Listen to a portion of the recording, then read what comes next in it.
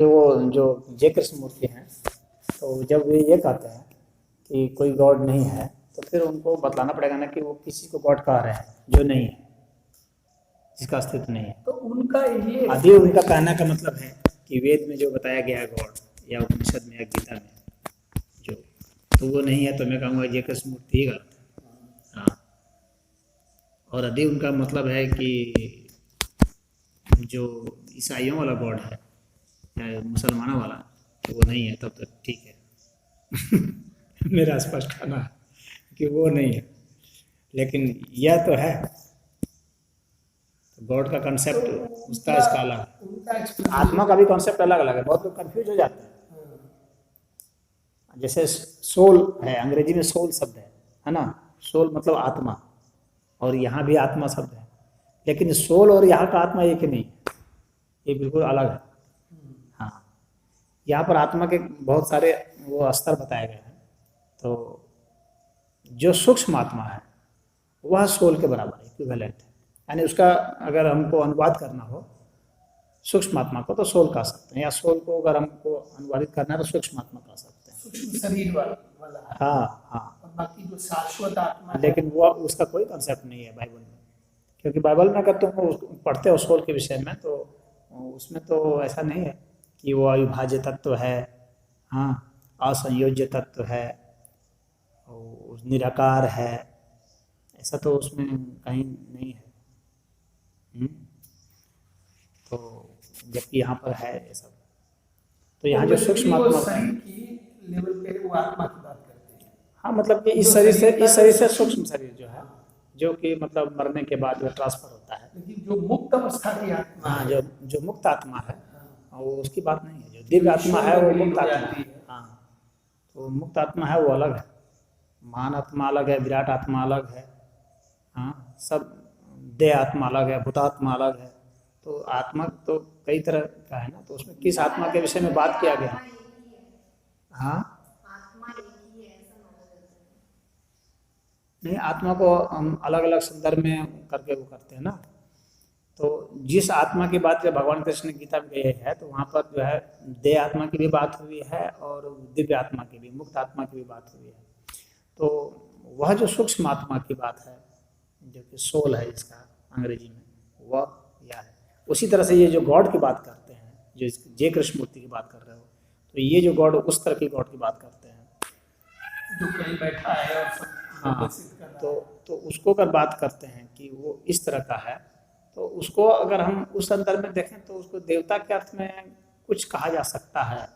हाँ, लेकिन फिर देवता तो वो सर्वशक्तिमान वगैरह नहीं होते हैं ना। हाँ, तो इसलिए देवता भी कहना ठीक नहीं है, क्योंकि देवता सर्वशक्तिमान होते नहीं, और उन्होंने अपने गॉड को सर्वशक्तिमान कहा हुआ है। तो वैसा गॉड तो नहीं है जो सर्वशक्तिमान हो और किसी एक जगह बैठा हुआ हो, तो वो सर्वशक्तिमान नहीं हो सकता। और पता चला कि अपने अपने हिसाब से कुछ गाइड कर रहा हो। हाँ, तो वो सर्वशक्तिमान नहीं हो सकता है। जो गॉड जो एक जगह सातवें आसमान पर बैठा हुआ है, वो सर्वशक्तिमान नहीं हो सकता है, क्योंकि वो छठे पाँचवें चौथे इस तरह की जगह पर नहीं है, किसी एक स्थान विशेष पर जो सीमित है। तो वह गॉड जो है वो वास्तव में जो वेद में जो ईश्वर की बात की गई है, उसको पूरा नहीं करता वो, क्योंकि पूर्ण नहीं है, वो आकार भी नहीं हो सकता। वास्तव में तो गॉड जो है उसको आकार भी होना चाहिए, निराकार भी होना चाहिए, इन दोनों से परे होना चाहिए। तो जय कृष्ण मूर्ति ने वो चेतन तत्व की बात की है उन्होंने, जय कृष्ण मूर्ति ने। और उन्होंने उनको भी एक कन्फ्यूजन है। वो कहते हैं कि साधना से आप उसको नहीं पहुंच सकते वहाँ। इस बात को बराबर जोर देते हैं कि साधना नहीं करनी चाहिए। तो लोगों ने उनसे पूछा कि भाई तो फिर चिंतन आप क्या करने के लिए कहते हैं। हाँ, क्योंकि अगर तो कुछ भी नहीं किया जाएगा तो फिर कोई कैसे उसको चीज को कैसे उपलब्ध होगा, आप ही कैसे उपलब्ध होगा। हाँ, तो वो कहते हैं कि विचारों के माध्यम से वो करना पड़ता है। फिर वो भी तो एक साधना हो गई, वो तो ज्ञान योग की साधना है, साधना तो है ही। तो उनको जो है इस विषय में भी एक भ्रांति रही जय कृष्ण मूर्ति को। वे ये समझते रहे कि अन्य जो साधना है, जैसे अष्टांग योग की साधना है, चाहे ध्यान योग की साधना है, चाहे राजयोग की है, अन्य जो भी मंत्री वगैरह है, तो कहीं नहीं सिर्फ जो है ज्ञान योग का जो है यहाँ तक कि भक्ति योग को भी वो नहीं, वो हमेशा डिनाई कर हाँ, रहे हैं हाँ, कि अरे उसको कि आप ये मंदिरों से और हाँ, गिरजाघरों में जाने से भगवान मिलते और ये ऐसे होता है। हाँ, तो ऐसा इंसान कुछ नहीं समझ। लेकिन ज्ञान योग की साधना के हिसाब से उनका ठीक है। अब दिक्कत ये होती है कि जब व्यक्ति एक ही में जाता है ना संजीव, जब कोई एक ही मतलब एक योग विधि से कोई पहुंचता है, अन्य विधियों को वो नहीं उस पर नहीं फोकस करता, उसके पास या तो समय नहीं है, ऊर्जा नहीं है, जो भी है, तो वो सोचता है कि बाकी तो गलत होंगे। जैसे रामकृष्ण परमहंस ही है, तो बिना प्रयोग किए आपने क्या गलत कर दिया। अरे जिस ऊंचाई पर आप पहुंचे हैं, रामकृष्ण परमहंस थोड़ी ना है कि नहीं पहुंचे हैं। हाँ, मेरा थोड़ी है कि नहीं पहुंची है, मेरा आपसे थोड़ी ना कम भक्त थी। तो वो देखना चाहिए कि भाई सूरदास गए हैं, कितने भक्तों की पूरी परंपरा रही है, और उन्होंने जो ज्ञान की बातें की है वो ज्ञान आपके ज्ञान से कम नहीं है, ज्यादा ही है, बल्कि कम नहीं है। कबीरदास जी ने हाँ, जो सहज ज्ञान साधना के माध्यम से जो ज्ञान बता दिया, कबीरदास थोड़े अनूठे व्यक्ति हैं कबीरदास, क्योंकि वो ध्यानी भी थे और ज्ञानी भी थे और भक्त भी थे, तो ये इन तीनों का कॉम्बिनेशन था, इसलिए कबीर की ऊंचाई बहुत ज्यादा है। और ये जय कृष्ण मूर्ति जो है ये शुद्ध रूप से ज्ञान योगी है, जैसे वो अष्टावक्र और राजा जनक की परंपरा वाले, हाँ उस परंपरा वाले हैं।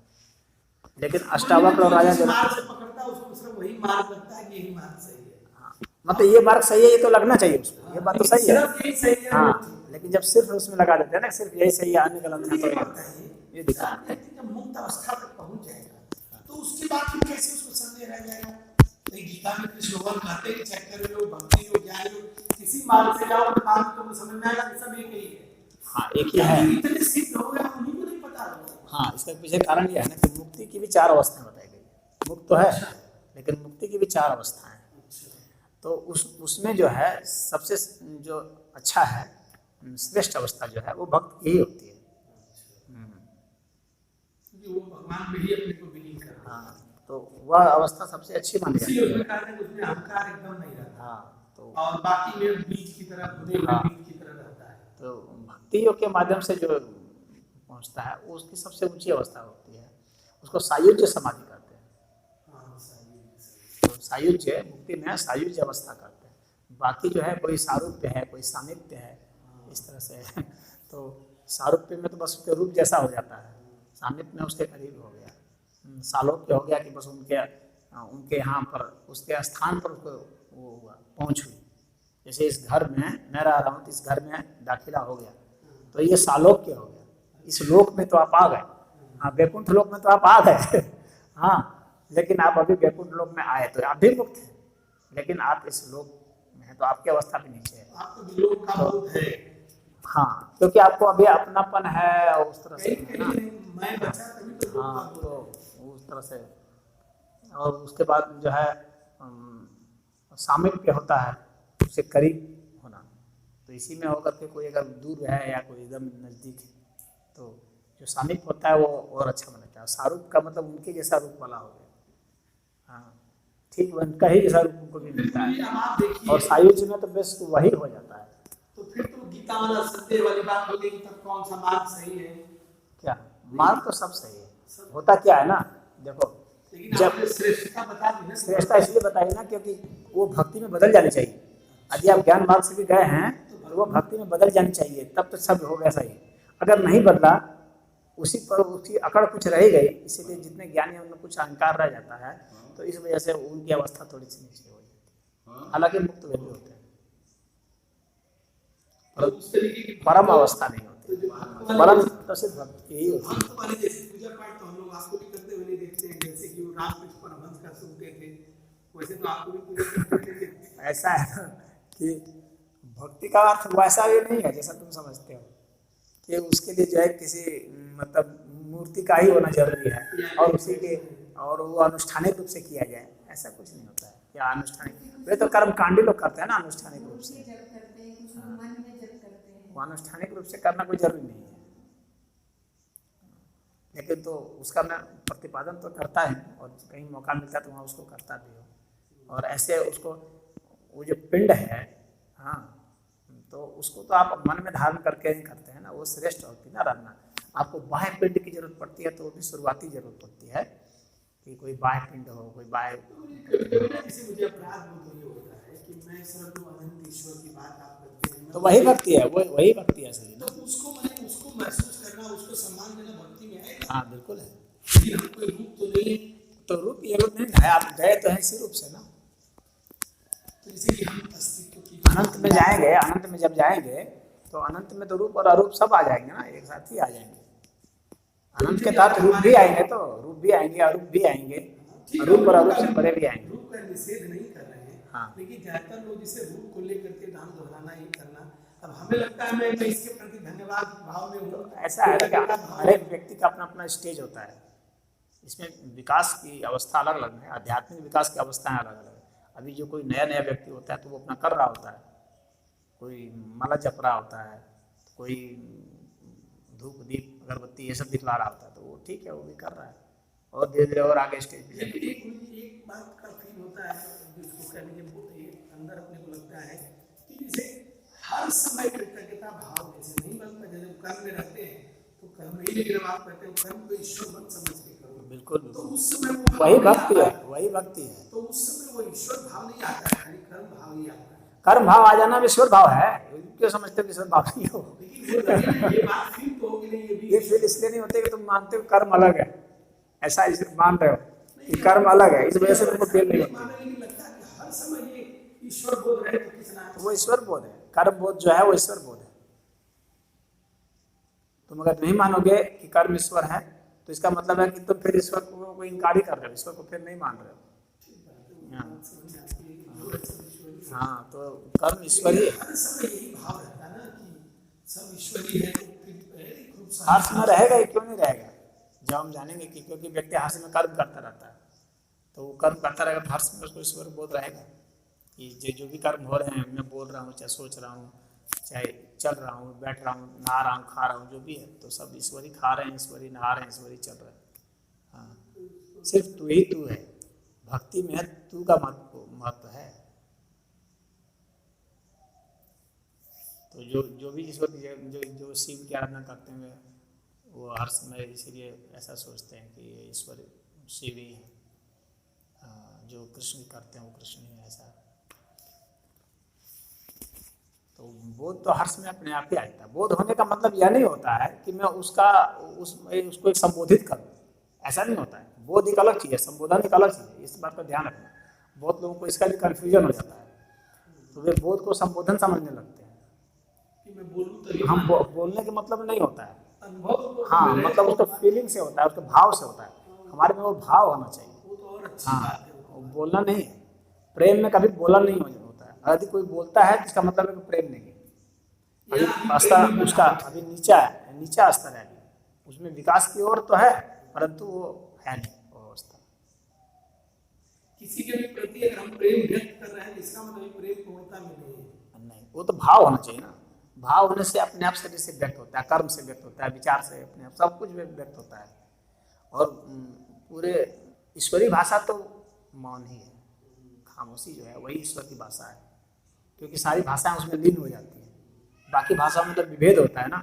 यदि हम कुछ भी बोलेंगे, हिंदी, अंग्रेजी, संस्कृत, उर्दू जो भी बोलें, तो वो विभेद हो जाएगा, कुछ समझेंगे कुछ नहीं समझेंगे। लेकिन ये मौन ऐसा है कि जिसमें सारी भाषाएं लीन हो जाती है और उसमें जो जाएगा सब एक रूप हो जाएगा। कर्म करते हुए भी अंदर से मौन होता है, तभी होगा। कर्म करते हुए जो भीतर से मौन है, इसका मतलब ही है कि वह जो है अब समाधि में रह करके सारे काम कर रहा है। आदि वह मौन नहीं रह पाता है, तो इसका मतलब है कि अभी कितना कठिन बात है। विचार होते हुए भी, बोलते हुए भी मौन रह सकता है। जो हाँ, सोचते हुए भी मौन रह सकता है, बहुत ऊंची अवस्था लगाते हुए भी मौन रह सकता है वो। इसका मतलब इतना निरपेक्ष है। हाँ, तो उस स्तर की जो है वो खामोशी उसमें उतर जाती है, इसीलिए तो बहुत गहराई होती है उसमें। जनक जी सब करते थे, लेकिन यही भाव से करते थे।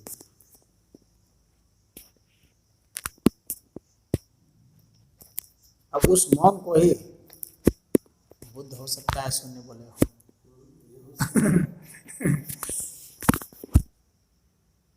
लेकिन जो शून्य है ना वह एक नकारात्मकता बतलाता है, क्योंकि शून्य मूलतः होता नहीं। हाँ, शून्य हो ही नहीं सकता। शून्य तो किसी चीज का अभाव ही कहीं हो सकता है, लेकिन सर्वथा पूरे अस्तित्व का अभाव होना ऐसा संभव ही नहीं हो सकता है, क्योंकि अगर पूरे अस्तित्व का अभाव हुआ तो फिर ज्ञान किसको हुआ, फिर वो व्यक्ति कहाँ हुआ। बहुत अच्छे से बात समझ में आती है जो रामचंद्र जी कि जहाँ जा करके सब बुद्धि का ज्ञान का आपके होना खत्म हो जाए, अब आप कहें कि इसके बाद ये कुछ नहीं है, तो वो जो चुप है वो है ना, और ट्रांसेंड कर जाना उसमें, उस अस्तित्व में बस हाईपन में हो जाना, इस सापेक्ष जगत से अरे इसे ट्रांसेंड करके निरपेक्ष में चले गए, और फिर निरपेक्ष से ट्रांसेंड करके सापेक्ष निरपेक्ष दोनों का अतिक्रमण कर गए। यानी दो ट्रांसेंडेंस होना चाहिए।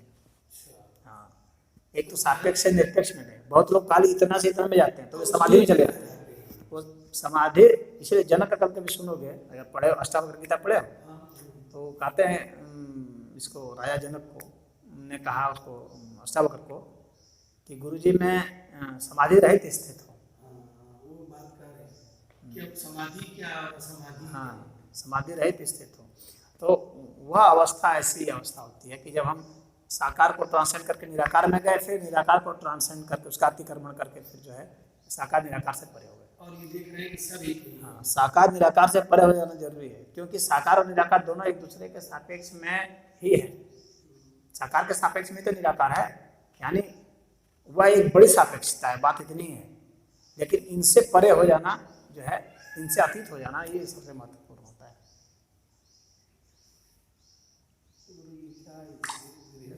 और गुरु जी ये जो वैराग्य है बहुत आवश्यक है इसके लिए। वैराग्य की कोई बात नहीं होती है, समझदारी की बात होती है बस। फिर राग अपने आप छूट जाता है। पहले वैराग्य से ही आती है, वैराग्य नहीं हुआ तो समझदारी से वैराग आएगा, वैराग से समझदारी नहीं आएगी। नहीं। किसी चीज को मैं अगर एक दूसरी तरह से कहूँ तो रामचंद्र जी कहते हैं कि देखो एक तो है कि आपको है जो अस्तित्व है, ईश्वर है, या तो आप इसकी समझदारी विकसित कर लो, लेकिन वो कह रहे इससे ज्यादा आसान है कि नहीं है नहीं है नहीं है करो, शरीर नहीं है, संसार नहीं है, नहीं तो यही तो समझदारी है, अंडरस्टैंडिंग है। नहीं नहीं करोगे तो फिर समझ में आएगा कि जब नहीं नहीं सब हो गया तो जो बचा वही है। तो आप जब देखते जाएंगे नहीं है बिल्कुल कहेंगे अगर आप, तो आपका मन रिवोल्ट करेगा एक अर्थ में। क्यों करेगा रिवोल्ट? क्योंकि आप देखते हैं कि है। बात समझने की कोशिश कीजिए। तो कन्विक्शन बनाना है कि नहीं है, आपको यह समझना है कि ये है तो किस अर्थ में है और नहीं है तो किस अर्थ में नहीं है। यदि आप सीधे डायरेक्टली कह देते हैं कि ये मोबाइल नहीं है, तो फिर आप अपने ही लॉजिक पर आप रॉन्ग हो जाएंगे, क्योंकि आपकी जो इंद्रियां हैं वो बतला रही हैं कि ये मोबाइल तो है। वो अनित्य वाली बात है कि है, लेकिन कितने दिन रहेगा, ये क्या हाँ, ये परमानेंट रहेगा कि क्या रहेगा, कैसे रूप बदलता है। तो ये रूप बदलता है, इसको तोड़ फोड़ सकते हैं, इसको जला सकते हैं। हाँ, तो उस अर्थ में ये फिर ये नहीं रहता है। ये आपको ये समझना पड़ेगा। आप डायरेक्टली सिर्फ कह देते किसी चीज को कि ये नहीं है, ये नहीं है, तो ये फिर जो है आपका रॉन्ग लॉजिक हो जाएगा। है, अगर नहीं होता तो फिर आपको महसूस कैसे होता है? क्योंकि जो चीज होती नहीं वो महसूस नहीं हो सकती है। यदि कोई चीज महसूस हो रही है, इसका मतलब है कि वह चीज है, अवश्य है। तो वह किस अर्थ में है और किस अर्थ में नहीं है, यही आपको समझना है। और जबरदस्ती कोई चीज आपको आरोपित नहीं करना है। आरोपित यदि आप करेंगे तो फिर आप अपने ही रीजनिंग पर आप रॉन्ग हो जाएंगे। आपके आइडियोलॉजी मुझे इसलिए बहुत जैन धर्म में अस्तिवाद यही है ना, अस्थि है, अस्थि नास्ति, जो जैन धर्म में है वो यही है, अस्तिवाद। जैनियों ने वो सप्तभंगी सिद्धांत दिया है, तो सप्तभंगी सिद्धांत कहा जाता है। तो उसमें कहें कि ये है नहीं है, तो किस अर्थ में है, किस अर्थ में नहीं है नहीं है दोनों है। हाँ, नहीं है दोनों अर्थ में नहीं है। अगर हम उसको दो चीज में देखते हैं तो वो दोनों अर्थ में नहीं है, तो तीसरे अर्थ में है। तो कहने का मतलब यह है कि इसको हमको अच्छा से समझना है। जब हम समझेंगे तो जाहिर सी बात है कि अपने आप ही धीरे धीरे अगर हमारी जो पकड़ है उसमें मोह के कारण जो पकड़ है, मोह के कारण क्या पकड़ है, क्योंकि हम समझते हैं कि ऐसा ही है, ऐसा ही रहेगा। हाँ, ये खत्म नहीं होगा और इसमें खत्म होने नहीं दूंगा। खत्म नहीं होगा से ज्यादा मतलब खत्म नहीं होने दूंगा। हाँ, मेरा लड़का है, इसको मैं मरने नहीं दूंगा, ये हमारी है। इसको मरना नहीं चाहिए, ये हमारी पकड़ है। हालांकि वो मर जाएगा, क्योंकि वो हाँ को कैसा उसमें परिवर्तन हो रहा है। तो मोह का मतलब यही होता है कि उसकी जैसी स्थिति है मैं उसको वैसे ही बरकरार रखना चाहता हूँ, और द्रोह का मतलब है कि जैसी स्थिति है उसको मैं नहीं रहने देना चाहता हूँ उस स्थिति में। वो भी ठीक नहीं है। वो ठीक इसका उल्टा है। तो ये मोह द्रोह जो है यही पकड़ होती है। तो जब मैं समझ जाऊंगा कि ये ऐसा है और इसका गुण ही ऐसा है, इसमें ऐसी तरलता है कि ये बदलाव निरंतर बदलाव को प्राप्त होता है, तो फिर मैं समझ जाऊंगा, तो फिर मुझे नहीं पकड़ेगा, फिर वो मुझे नहीं पकड़ेगा, मोह से छूट जाऊंगा। मोह का असली कारण जो है वो ना समझी जो है अविद्या है, उस अविद्या को हमें समझना है। तो वो अविद्या दूर होते ही फिर समझ, उसके लिए आपको कोई बहुत उपद्रव नहीं करना, कोई फाइट नहीं करना है। हाँ, फाइट में चले जाते हैं तो फिर अपने से फिर लड़ना हो जाएगा, झूठ मूठ का लड़ना हो जाएगा। हाँ, ये तो ऐसा हुआ कि बिल्कुल अंधेरा है, कोई नहीं है, अंधेरा है और कोई नहीं है, तो इस अंधेरे में वह काली बिल्ली जो नहीं है उस काली बिल्ली से मैं लड़ रहा हूँ क्या ऐसा होगा तो हाँ, तो ये तो बेकार सी बात हो गई ना, तो ये अविद्या है। तो ऐसा नहीं करना है, आपको उसको समझ लेना, अच्छा से समझते ही आप जो है उससे मुक्त हैं। फिर आप यही है, और ये अपने आप ही वैराग हो जाएगा। फिर वो वैराग है वास्तव में। वैराग का मतलब ये नहीं है कि मैं गुस्सा हो गया, अब मोबाइल मैंने पटक दिया और अब मैं चला गया। हाँ, तो मैं कहाँ जाऊँगा? जहाँ जाऊँगा वहाँ भी पदार्थ ही रहेगा ना। कहाँ जाऊँगा? जहाँ भी जाऊँगा वहाँ पर एक पदार्थ है, संसाधन है। कहाँ जाएंगे? पेड़ पौधे भी संसाधन है, पहाड़ पत्थर भी संसाधन है, ये भी पदार्थ है। कहाँ जाएंगे? तो फिर क्या पहाड़ को भी तोड़ेंगे? ये हाथ जिसे आप तोड़ेंगे ये भी संसाधन है, इस हाथ को काट के फेंक देंगे? तो ये ना समझिए, काट के फेंक देना अपने अंगों को। बहुत लोग अपने अंगों, कोई आँख फोड़ दे रहा है अपना, कोई कान फोड़ ले रहा है, कोई कुछ कर दे रहा है, तो ऐसा करने की कोई जरूरत नहीं है। ये सारा माइंड गेम है, और माइंड से ही आप अपना चीज इतने उच्च अवस्था में है, जैसे साधना इतने साधना आजकल, फिर उनको वैसे ही सब बंधन है, परिवार बंधन है। असल में उसने अंडरस्टैंडिंग नहीं किया है, दिक्कत ये। आप जो है इतना पढ़ इतना करके इस समय बहुत उसी तरह के भाव में, जब आप अंडरस्टैंडिंग करेंगे सही तरीके से ना, तो आपको कन्फ्यूजन नहीं होगा फिर कभी। अगर अंडरस्टैंडिंग नहीं किए, बस आप किसी का थोड़ा बहुत हल्का फुल्का कहीं सत्संग किए या थोड़ा बहुत किताब पढ़ लिए और फिर लगे आप उपद्रव करना शुरू कर दिया, आपने साधना शुरू कर दी तुरंत, समझ रहे हैं? बिना समझे तो आप कुछ भी कर देंगे ना, बिना पूरा, चाहे बिजनेस कर लीजिए आप, चाहे खेती कर लीजिए या कुछ भी कर लीजिए दुनिया में, बिना समझे बुझे तो आप एक नेक्स्ट समय फंस जाएंगे उसमें। इसका मतलब अध्यात्म भी समझ करके, बिल्कुल ये सुपर साइंस है, इसको आपको बहुत अच्छा समझना पड़ेगा, बारीकी से, हड़बड़ाने की जरूरत नहीं है। ये नहीं कि बस तुरंत अब हमको घर से भाग जाना है, ऐसा कुछ नहीं करना है, इससे कुछ नहीं होने वाला है। आप और बुरा फंस जाएंगे, क्योंकि अब बाद में बहुत ऐसे धूर्त लोग पड़े हैं ना साधु वेश में, तो आपको ठग लेंगे और आपको हर जगह से खराब कर देंगे। ना आप अध्यात्म करेंगे ना आप घर करेंगे, धोबी का गधा हो जाएगा, घर का ना घाट का, वैसी स्थिति उसकी हो जाएगी। इसलिए आप अच्छे से बारीकी से समझिए, इतनी हड़बड़ी क्या है? जब हमको अनंत जीवन मिला हुआ है तो कौन हमको अभी मुक्ति मिल करके अभी हमको परेशान होना है? यही तो तमाम शास्त्रों में और संत कहते हैं कि इतना छोटा सा जीवन है, अभी छोटा सा जीवन कुछ नहीं है, बेकार है। छोटा सा जीवन कहा करके आप और स्ट्रेस में हो जाएंगे और कुछ नहीं होगा। आप दबाव में हो जाएंगे कि मेरे पास इतना ही टाइम है, इस टाइम फ्रेम में ही हमको सब कर लेना है। और इससे जो है, इससे आप और स्ट्रेस में हो जाते हैं। मैं अधिकतर देखता हूँ ऐसा, ये जो वेस्टर्न कॉन्सेप्ट है जो कहता है एक ही जीवन मिला है, इसी जीवन में जो करना कर लो। हाँ, यहाँ का ऐसा नहीं है, यहाँ का जीवन है तो तुमको जीवन ही जीवन मिला, जीवन की कोई कमी नहीं है। हाँ, अब निश्चिंत होकर के आराम से तसल्ली से करो, जो करो लेकिन समझदारी से करो।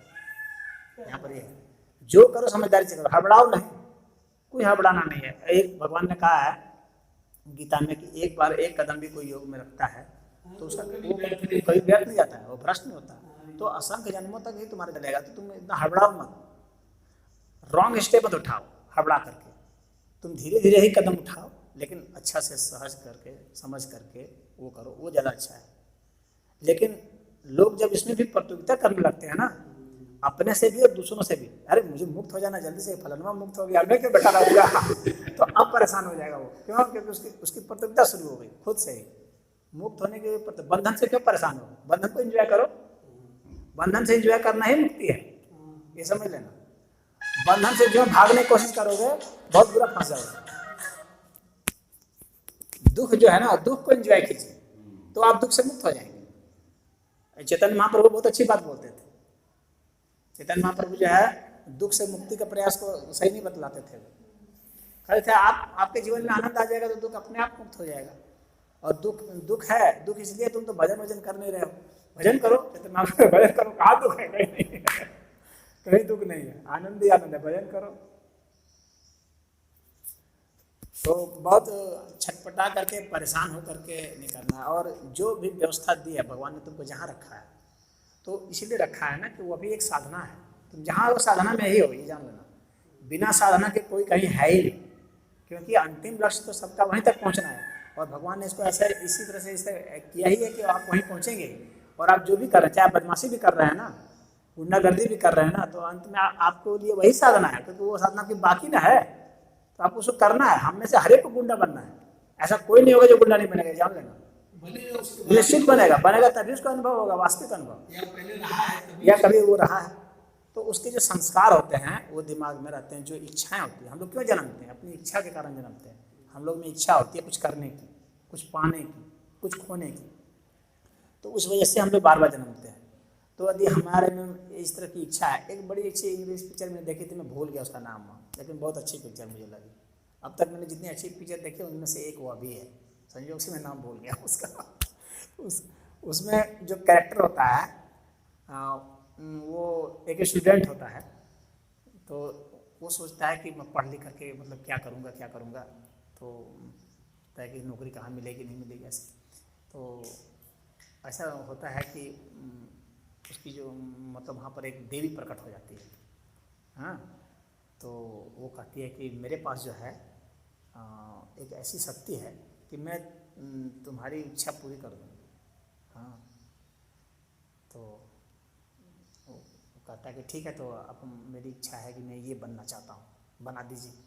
हाँ, तो वो बना देती है उसको, तो वो नौकरी पा जाता है बहुत बढ़िया।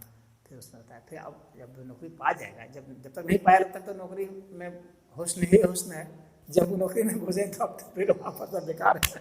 तमाम तरह की तकलीफ है, टाइम से आना है, बॉस का डांट सुनना है, ये वो, तो रोने लगता है। वो पता है कहाँ फंस गए, इससे अच्छा तो हम नहीं इसमें आए होते, वो ठीक रहा होता। तो हम कुछ जो है बिजनेस कर लेते तो बड़ा फ़ायदा रहता है हमको, ये नौकरी ठीक नहीं है, ये बेकार है। तो ऐसे ही बार बार सोचता रहता है, तो वो फिर प्रकट हो जाती है। तो प्रकट हो जाती है तो ये वो कहती है कि अब तुम तो कहते थे मैं नौकरी हो जाएगा तो मैं बहुत खुश रहूँगा, तो अब क्या हो गया? ताकि मैं इसको पसंद नहीं कर रहा हूँ, ये बहुत बेकार है। किसी का नौकर बनना कौन अच्छी चीज़ है, भले ज़्यादा तनख्वाह हो। तो कहीं तो क्या चाहते हो? कहा कि मुझे व्यापार करना है, मुझे एक सफल बिजनेसमैन बनना है, जो सब कुछ मेरे हाथ में होगा, हर चीज़ मेरे पास, धन वैभव सब होगा और मैं अपना मालिक खुद रहूँगा। तो कहते अच्छा ठीक है, तुमको वही बना देते हैं। तो फिर उसको बना देते हैं, वो व्यापारी बन जाता है, खूब अमेरिका का सबसे अमीर व्यापारी हो जाता है। तो अब वो जो है बड़ा परेशान हो जाता है व्यापार में, यहाँ टेंडर है, वहाँ टेंडर है, वहाँ स्ट्राइक हो गया तो उसने कर दिया, उसकी मजदूर की इतनी मांग है, वो दूसरा व्यापारी है उसने कमीशन कर रहा है, टेंडर भर रहा है, तो उससे प्रतियोगिता है, तो उसका मर्डर करवाना है, इसका ये करवाना है, गुंडा को बुलवा रहा है, कह रहे उसको दर्द संभाल लो, वकील को बुला रहा है, उसको देख लो, नेता को बुला रहा है। आगे इसमें मैंने कुछ नहीं किया, बस खाली संसाधन इकट्ठा किया और अपना जिंदगी खराब कर दिया, और कुछ नहीं, बेकार है, मज़ा ही कुछ नहीं ले पाया, मैं ज़िंदगी में नरक हो गया इसमें, ये ठीक नहीं है। तो इतना पैसा ठीक नहीं है, पैसा कम ही हो लेकिन ज़िंदगी में मज़ा हो। फिर वो परेशान आता है तो फिर वो आ जाती है, तो कहती कि तो तुम तो कहते थे व्यापारी बन जाएगा बड़ा अच्छा हो जाएगा, तब तो बहुत परेशान हो गए। आके हाँ बहुत परेशान हो गए, व्यापारी बनना बहुत बेकार चीज़। तो क्या चाहते हो? तो है कि मैं चाहता हूँ मुझे बस थोड़ा बहुत धन हो और बहुत हमको आराम हो, प्रेम हो ज़िंदगी में। प्रेम तो ज़िंदगी में मुझे कभी मिला नहीं, खाली यही सब रहा। हाँ, इसको इकट्ठा करते रहे मशीन की तरफ, बेकार है। तो ठीक है, तो फिर वो अगले उसमें फिर वो प्रेमी बन जाता है। थोड़ा बहुत उसके बाद पैसा रहता है लेकिन खुश रहता है। तो अब वो अपनी प्रेमिका के साथ ऐसे घूमता रहता है, टाइम बिताता रहता है, अच्छा से बीत रहा है समय। तो क्या होता है समुद्र के किनारे वो बीच पर टहल रहा होता है, तब कुछ गुंडे आ जाते हैं। और गुंडे आ जाते हैं, उसको पीटते भी है और उसके प्रेमिका के साथ बलात्कार भी कर देते हैं। तो कहता है कि प्रेम तो ठीक है, लेकिन बिना शक्ति का सब व्यर्थ है। तो हम तो यहाँ बहुत धुना गए, बेइज्जत हो गए, जलील हो गए, और हमारे साथ अत्याचार हो गया। फिर अगली बार जो है वो फिर बुलाता है उसको, फिर वो आ जाती है। तो कहती क्या चाहिए, मुझे तो ताकत चाहिए, बिना पावर का सब व्यर्थ है। हाँ, अगली बार मुझे ऐसा है कि मुझसे लोग डरे, ऐसे ऐसे गुंडे को मैं तुरंत निपटा दूँ। फिर अगली बार जो है वो गुंडा बन जाता है, और फिर सबसे बड़ा डॉन बन जाता है वर्ल्ड का, जिसको मन उसको मारता रहता है गोली से, एकदम परेशान हो जाता है। एक बार दो गैंग के बीच में मुठभेड़ होता है, उसको भी गोली लग जाती है, उसको मारा जाता है। तो फिर वो उस वक्त सोचता रहता है, फायरिंग चल रही है लेकिन वो सोच रहा है कि मैं बेकार क्या, बस मैंने क्या किया जिंदगी में, तो मारा गया मरा हूँ, हाँ गोली खाई है या गोली मारी है। ये जिंदगी सही नहीं है। फिर जो है वो नेता बन जाता है। इस तरह से करते करते कई स्टेप उसमें होता है, और उसके बाद फिर वो कहता है कि मुझे जो है संत बना दो, फिर संत बनता है। फिर संत से भी परेशान हो जाता है, बोला है बेकार है, फालतू का संत। तो फिर वो जब आती है, उसका लास्ट यही जो सीन है ना, यही सबसे महत्वपूर्ण है, इसी को याद रखना। यही उसका कंक्लूजन बड़ी अच्छा है।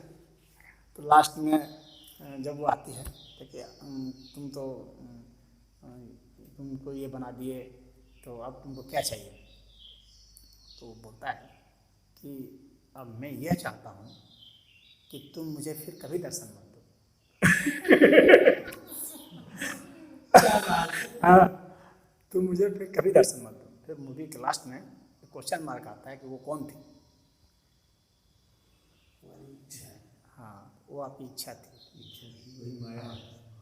तो वह जो है जब आप कुछ भी नहीं बनना चाहते बस जैसा है, उसके बाद पिक्चर में लास्ट में वही दिखाता है कि फिर वही जो है उसमें है, वो कॉलेज में है, अल्लाह का दान हरी घास लेटा हुआ है। उसके साथ रहता है, अरे चलना ये, चलो यार नहीं पढ़ोगे तो क्या होगा ये, अरे जाओ हो गया लेटे जाओ। उसी पिक्चर से प्रभावित होकर के जो हिप्पियों का दल चला, वो हिप्पियों गलत जो है उसी पे जो यही पड़े हैं, पीपा कर मस्त पड़े हैं, क्योंकि वो हर स्टेप से हो करके। तो वो कुछ नहीं बनना है, जिसको कुछ नहीं बनना है उसी का जीवन सफल है। वही उसका दिमाग में जिसे कुछ बनना है, जिसे कुछ प्रूव करना है। अब जिसको कुछ प्रूव करना है वो बहुत परेशान है। तो